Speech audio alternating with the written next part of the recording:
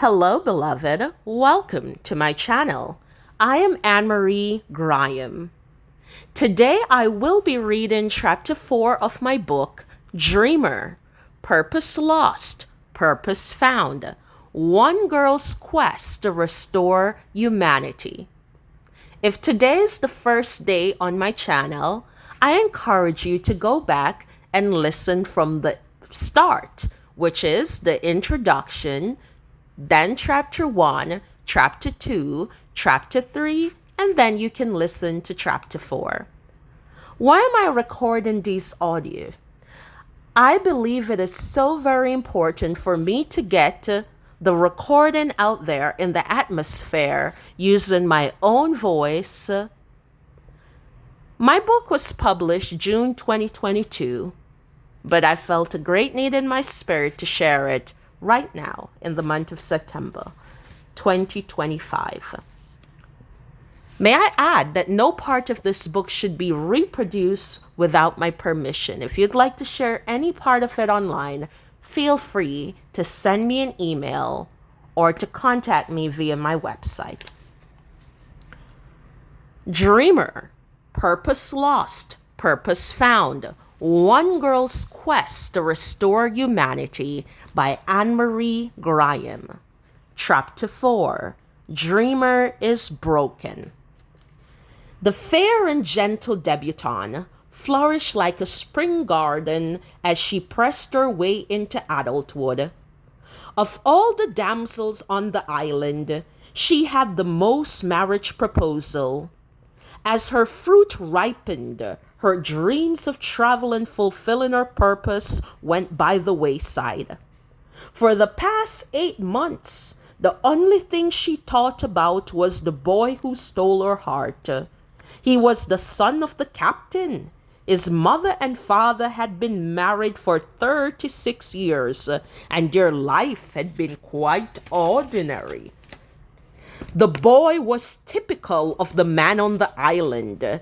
They did not fare well at speaking the language of love or the purpose giver.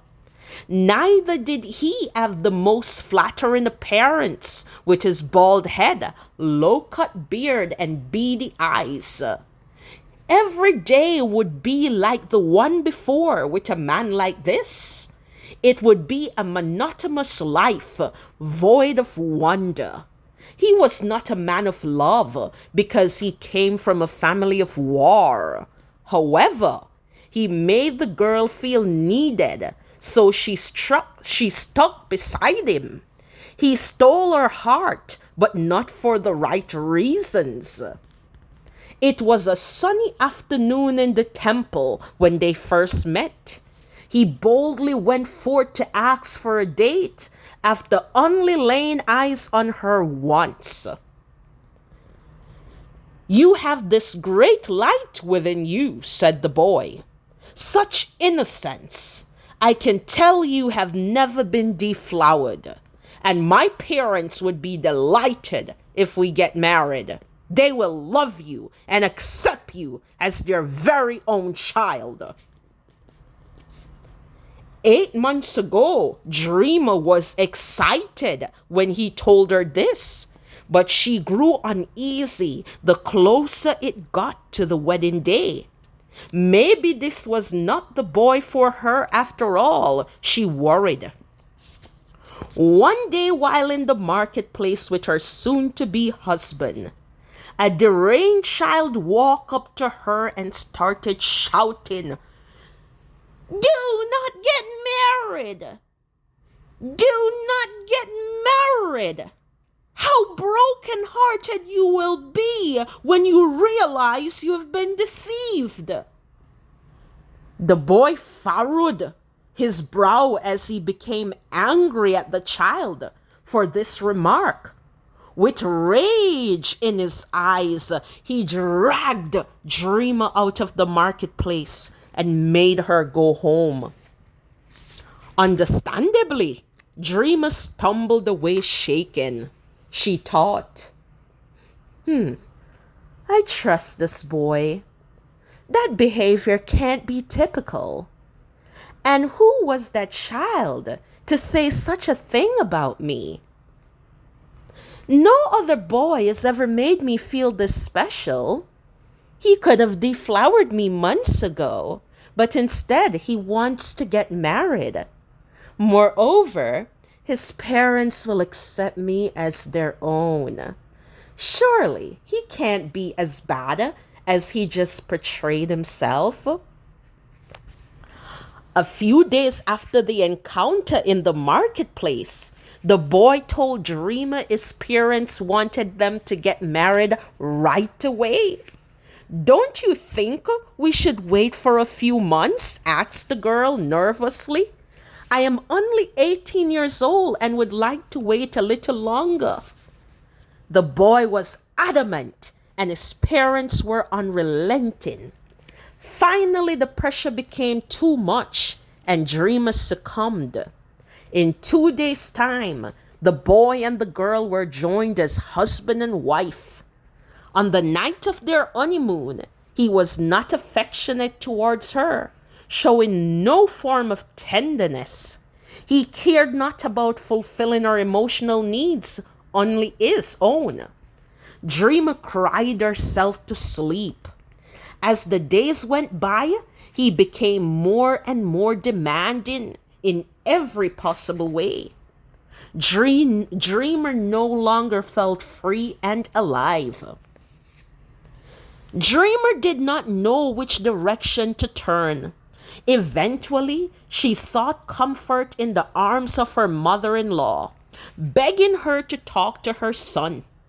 But the woman made it clear that a wife was nothing more than a servant in their family, and she herself was treated no better. Basically, suck it up was the message that was being delivered. She told the girl that this was her new reality and that she should get used to it. With her legs weak and wobbly, Dreamer plodded out of her presence in disbelief. Later that night, she spoke to her husband. He too told her he did not marry her for love. Instead, he needed a wife to help with the burdens of his family and satisfy his manly needs. Dreamer felt cheated. How dare he? She thought. As it turned out, the deranged child from the market was proven right. She had been deceived. He lied to her about how much he loved her for months, and now she was finding out the hard way that he did not love her at all. From sunrise to sunset, so went the days of her life. Time was creeping by ever so slowly. After only 2 months of marriage, her husband started sleeping with other women of the night. Every weekend he would go down to the beach and pick out one of the available women for hire. Sometime after sinking into a deep depression, hitting the bottom of bottoms with nowhere to run, Dreamer's purpose began to flicker somewhere in the dark recesses of her mind. The vision that once was a burning desire may have been reduced to a fading ember, but it had not been extinguished.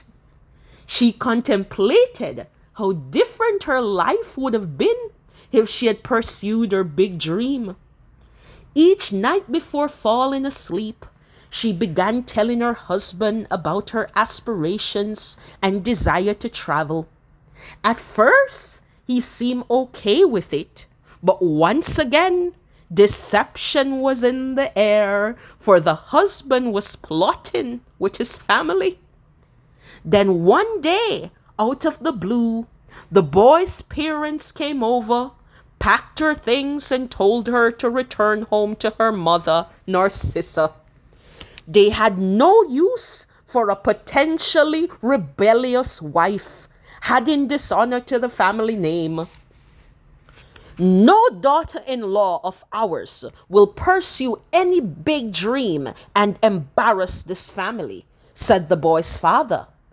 All the women in this family have lived, worked, and died in Blue Rhapsody. Do you think you are better than us? No one goes against this family.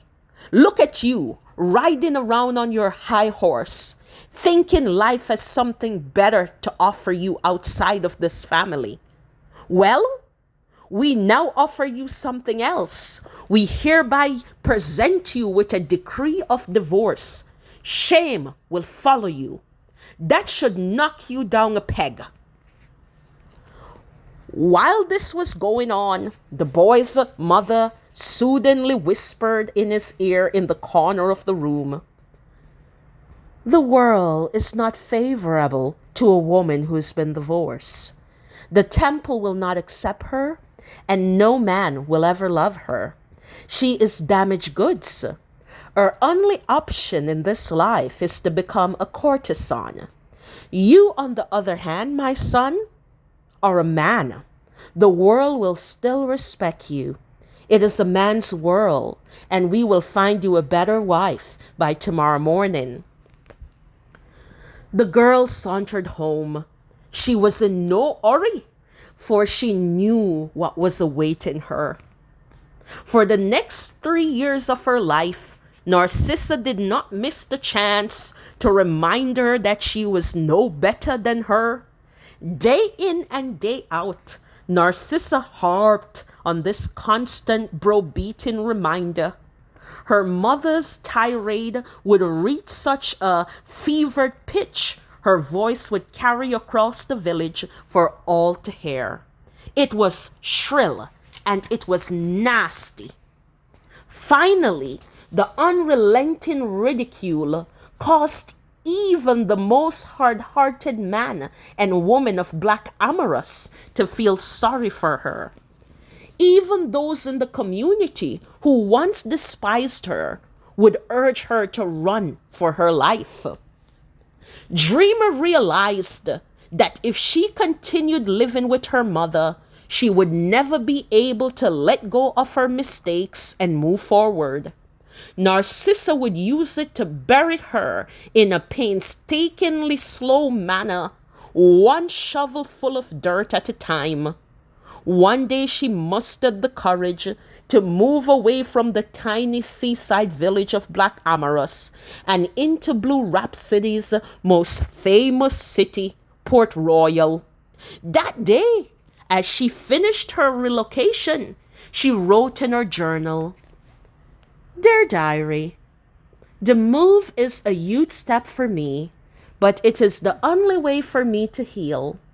I have faith that I will find a job in Port Royal, working as a saloon girl. I will learn how to sing, dance, and sell whiskey. I will not allow myself to become corrupted by the shady ladies. I will provide no adult companionship to any man. I will keep my past a secret. I will tell no one that I am a young divorcee. If only there was a way I could still follow my big dream. But it's not possible. The temple in Black Amorous told me that the purpose giver doesn't use people who make mistakes, especially not a divorced woman. I guess I am now damaged goods, as my mother-in-law said. I am broken emotionally, mentally, and spiritually." Dreamer.